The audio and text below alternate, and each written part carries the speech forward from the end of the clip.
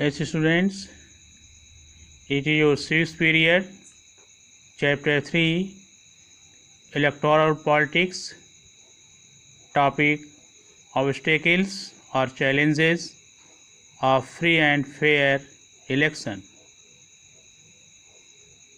In this chapter, we shall study about the shortcomings and challenges of free and fair election.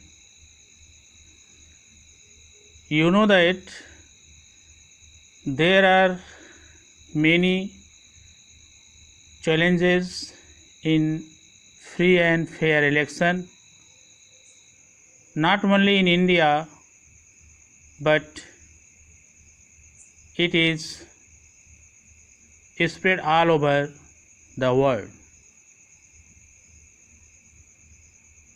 Due to this reason, we shall study about the challenges of free and fair election in this topic. The party that wins an election and form government does so because people have chosen it over its rivals. This may not be true for every constituency. There are many limitations and challenges of Indian election as following.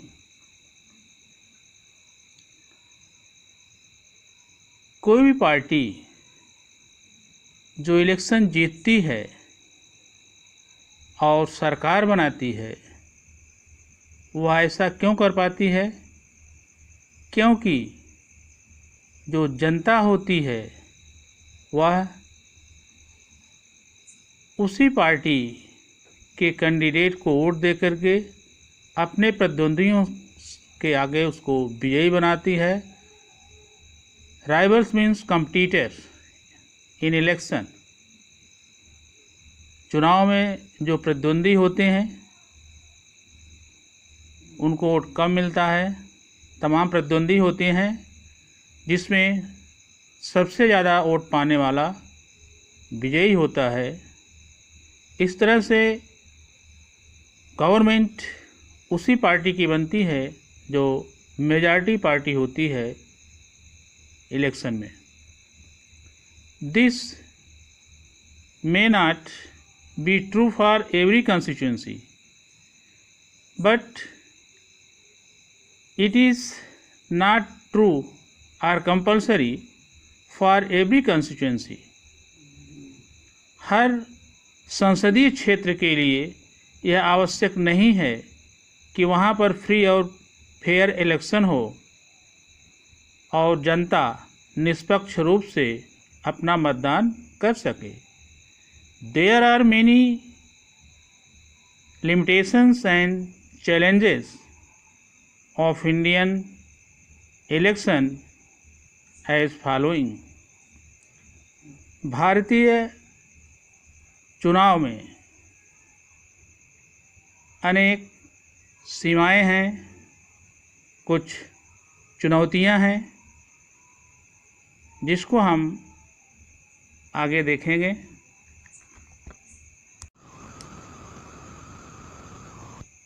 These are the challenges. First, candidates and parties with a lot of money may not be sure of their victory, but they do enjoy a big and unfair advantages over smaller parties and independents. Candidates and parties, चाहे वह candidate हो या कोई political party हो, ये सभी लोग बहुत सारा धन खर्च करते हैं जो बड़ी पार्टियां होती हैं, पैसा होता है उनके पास, मनी होती है। लीडर्स जो होते हैं, कैंडिडेट्स जो होते हैं, वो भी कुछ लोग काफ़ी प्रॉस्परस होते हैं। तो अपने विजय के लिए, अपनी विक्ट्री के लिए ये लोग बहुत सारा पैसा अपने कंस्टिट्यूएंसी में खर्च कर देते हैं, जिससे उनको उसका अनुचित लाभ मिलता है। और जो स्मॉलर पार्टीज़ होती हैं और इंडिपेंडेंट कैंडिडेट्स होते हैं, they get disadvantage from the bigger parties. In this way, we can say that it is a challenge given by the big party to the smaller parties and independent candidates. In some parts of country, candidates with criminal connections have been able to push others out of the electoral race. The second challenge of our election is the candidates, those are related to criminal connections, they have been able to push others out of the electoral race. ऐसे लोग जो criminal connection होता है जिनका, अच्छे लोगों को वह लोग धक्का दे करके पॉलिटिक्स से बाहर कर देते हैं और बड़ी पार्टियों का टिकट हासिल कर लेते हैं, जिससे जो समाज में सुधार लाने वाले लोग हैं, जो बुद्धिमान हैं, पढ़े लिखे हैं, ऐसे लोगों को टिकट नहीं मिल पाता, बल्कि क्रिमिनल बैकग्राउंड का व्यक्ति बड़ी बड़ी पार्टीज से अपने लिए टिकट ले लेता है। और इस तरह से अच्छे लोग, ईमानदार लोग, समझदार लोग इलेक्टोरल रेस से बाहर हो जाते हैं। यानी जो चुनावी दौर चलता है पॉलिटिकल पार्टीज़ का, जब उनको किसी पार्टी का टिकट ही नहीं मिलता तो बेचारे क्या करेंगे। इस तरह से वो चुनाव प्रक्रिया से बाहर हो जाते हैं।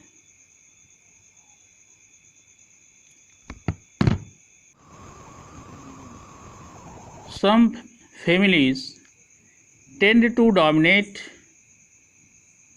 political parties.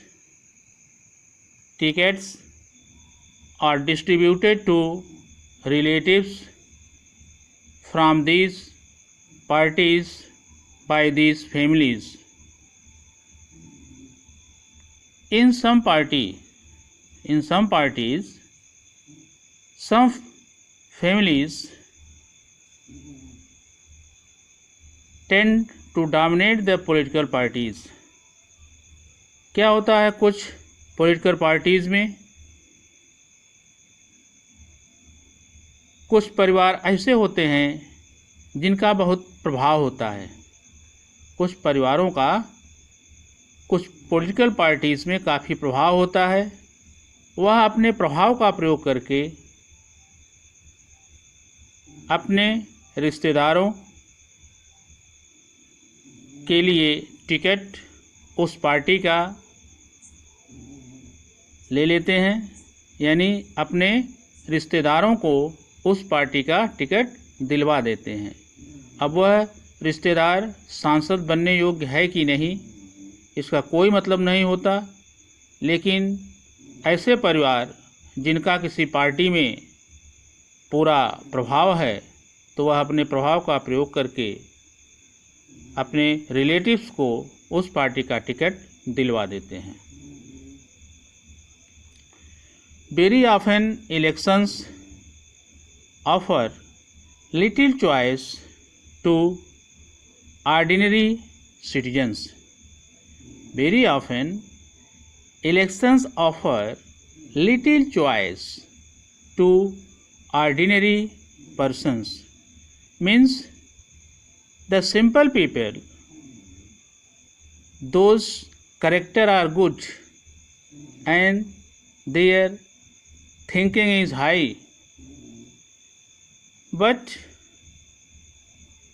they are due to ordinary people, ordinary background, they are not accepted by the parties because they are unable to dominate the political leaders. Those have high power in the parties. In this way they gets very little choice in election. ऐसे लोग जो साधारण लोग होते हैं, अच्छे तो होते हैं, उनका करैक्टर अच्छा होता है, समझदार भी होते हैं, समाज के लिए कुछ करना भी चाहते हैं, बट अगर वो किसी साधारण परिवार के हैं जिनका धन दौलत में, जिनके पास धन दौलत की कमी है, तो ऐसे लोगों को ज़्यादातर यही देखा गया है कि पार्टी टिकट नहीं देती है, क्योंकि उनका प्रभाव, उनका वर्चस्व बहुत कम रहता है। इसलिए साधारण लोगों को चुनाव में चॉइस कम मिलता है।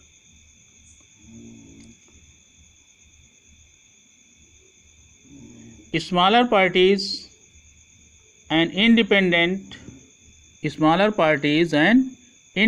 candidates suffer a huge disadvantages compared to bigger parties.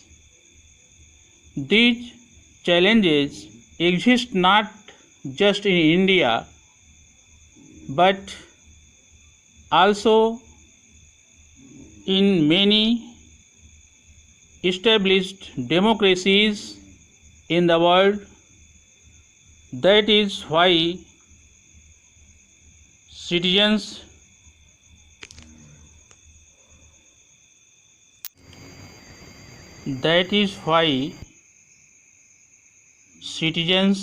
social activists and organizations have been demanding reforms in our election system. We have seen a number of challenges in election in India in this topic. In this way, these challenges not exist just in India but also in many established democracy in the world. जो challenges हम लोग India में देखे, जो चुनौतियां election की हम लोग इंडिया में देखे, वह केवल इंडिया में ही नहीं है बल्कि ऐसी उन सभी जगहों पर, उन सभी देशों में हैं जहां पर एक लोकतंत्र, इस्टेब्लिश्ड डेमोक्रेसी चल रही है। इसलिए हमारे जो सिटीजन्स हैं, सामाजिक कार्यकर्ता हैं, सोशल एक्टिविस्ट्स एंड ऑर्गेनाइजेशन और कुछ संस्थाएं हैं जो चाहती हैं कि डेमोक्रेसीज़ में जो तमाम चैलेंजेस हैं ये ख़त्म किए जाएं, चुनौतियों से निपटा जाए। तो इस तरह से जनता, हमारे देश का नागरिक या कोई भी सामाजिक कार्यकर्ता और अनेक ऑर्गेनाइजेशंस ऐसे हैं जो मांग कर रहे हैं सुधार करने के लिए। मांग कर रहे हैं सुधार करने के लिए। किसमें सुधार करने के लिए? हमारे इलेक्टोरल सिस्टम में। हमारा जो इलेक्टोरल सिस्टम है, चुनाव की गतिविधियों को कंट्रोल करने वाला सिस्टम है, उसमें सुधार किया जाए। सुधार का मतलब जैसे क्रिमिनल लोग हैं या जिनके ऊपर गंभीर धाराओं में केस चल रहे हैं, जिनके कैरेक्टर पर आंच आई है, कैरेक्टर नहीं सही है, या समाज विरोधी गतिविधियों में लिप्त हैं, और ऐसे लोग जो बहुत ज़्यादा धन खर्च करते हैं, इन लोगों पर अंकुश लगना चाहिए। तभी हमारा जो डेमोक्रेसी के चैलेंजेस हैं, इलेक्शंस के चैलेंजेस हैं, तभी ये समाप्त होंगे। इसलिए due to this reason it is compulsory to reform in our electoral system. Okay students, your class is over.